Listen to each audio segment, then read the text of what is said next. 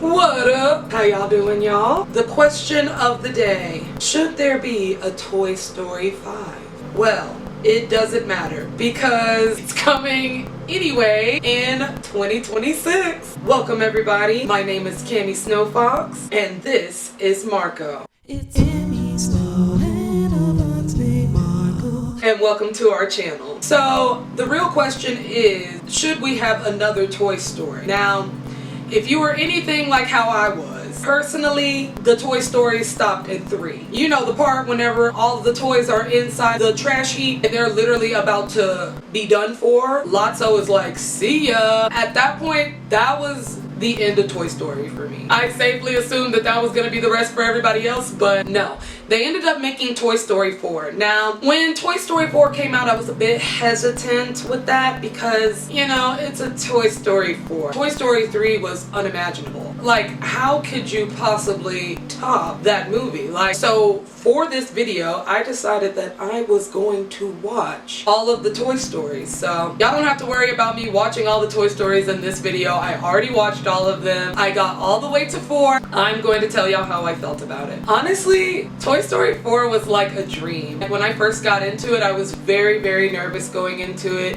I was like, how is this going to go? I don't know. It ended up being actually really good. We got introduced to Forky, which was like one of my all-time favorite Toy Story characters. All around the board, like, chef's kiss. I mean, brought the mess, brought the drama, brought everything to the table that needed to be brought. I was definitely interested in the new villain slash not villain.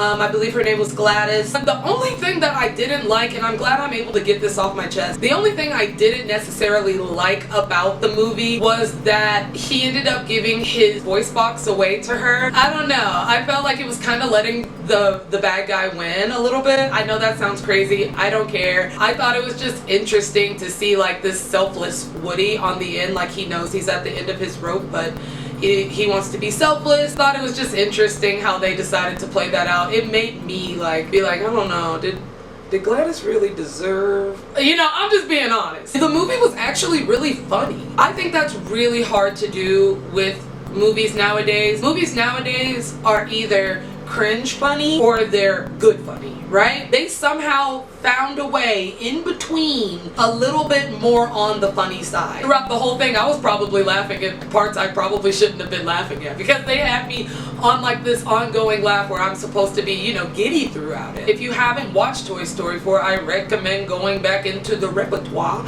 and watching it. It's definitely worth it. I wanted to also mention some of my all-time favorite Toy Story characters. Obviously Buzz, he's amazing. I love Rex. I feel like Rex gives like that, like, I just want to be played with. I don't play about Rex. And then, of course, the brand new kid on the block, Forky. Forky definitely came in swinging. I'm trash. I am always saying that. I catch myself saying that. I say that to my fiance, like, we're all just trash. It was so funny. So Toy Story 5, let's talk about what we think the Toy Story 5 is going to be about. Okay, so I saw this little teaser on there and I was kind of curious. Do y'all see this? There's obviously going to be a conversation of toys versus tech. How kids see toys nowadays. Maybe it will try to bring toys back into the forefront of the kids' mind because we're starting to realize more and more and more nowadays kids are on their iPads, their phones all day. It is ingrained in our system ever since phones have been a part of our lives. They have been something that kids immediately are looking at. They see their parents looking at it, so they're like, ooh, I'm interested in it too. I do remember when I was a kid and Barbie dolls. Like Barbie dolls, Bratz, I mean, all of that was all the craze. Like if you had a Barbie doll, you could get like 50 different clothes for that Barbie doll, and that was enough. I feel like when we had the TV, we would watch the TV, but at the end of the day, I wanted to play with my dolls. Nowadays, kids are starting to gravitate more towards what is the cool thing to do that they see like the teenagers and everybody else doing, and that's being on their phones. So maybe they're gonna tackle that in this, and maybe it will get kids to realize like, oh my god, I could make my own reality. And you know something, it would create more and more people that are interested in film again, that are interested in the arts. That is how things happen. That's how you become someone who's interested in film, someone who is interested in acting. Those are the small things that lead to that, and that is creating imagination. I miss imagination. I'm not saying that all the parents in the world are gravitating their kids towards videos and all that stuff. Honestly, all of that stuff is like ingrained in the world. The world is moving that fast. There is no shame, and if you do decide that, you know, for a minute letting the kids watch TV, it is what the kids are doing nowadays. Also, when I went back and watched the movies, I realized that I was a kid. When I watched Toy Story, I was only watching it for visually pleasing effects. I didn't really understand. I understood that Woody was a doll and that he had a connection to Andy, and that at the end of the day we had to get him back to Andy, right? When you watch Toy Story as an adult, everything starts to click. Like, you start to realize, like, oh my gosh, like, we're not talking about toys anymore. We're actually talking about what it feels like when you are attached to somebody, and when you make it your whole personality. Before movies come out, are you still the same doll? It's more than a rescue story anymore, and I think that's what helped with Toy Story, and then connecting with adults and kids, and then kids who turned into adults. It's like a learning lesson, and I thought that was something beautiful about when I got a chance to watch Toy Story again and see what really made Toy Story Toy Story. And you know, it was the action. Buzz being like, he was a space commander. There was no denying that. At that point, there had been some type of realism that had came with Woody, and Woody, some knowledge that had came with Woody, that he recognized in himself that he was a toy, and that was what was breaking Buzz down. I hope the next movie give Buzz a little bit more of like some shine. I feel like, you know, he did have his movie, he did have his moment, he's had multiple movies, he's had multiple moments, but I feel like they kind of like lessened his character a little bit. And I understand other characters have to come in, but you know,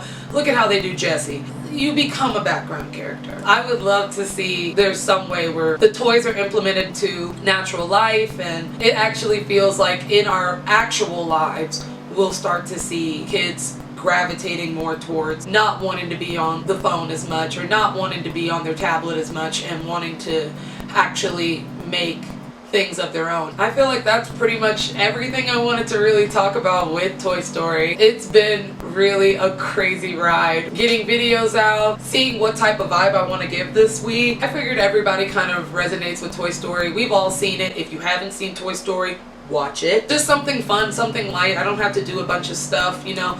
We can just talk about the future. I want to thank everybody that has subscribed recently, everybody that has been subscribed. Thank you so much. The amount of work that goes into these types of things, I would never put myself in a situation where I felt like, you know, if I wasn't gonna be able to hack it, you know. Y'all are very supportive of me. Y'all are very in tune. That's what's important. If you like this video, make sure to leave me a like. I will see it and I'll be like, oh my god, somebody liked my video. If you have anything about Toy Story that you just want to add in and be like, and by the way, I would love to hear it. Put it down in the comments so that I can read it myself. If you're a Toy Story connoisseur, I mean, I want to hear from you.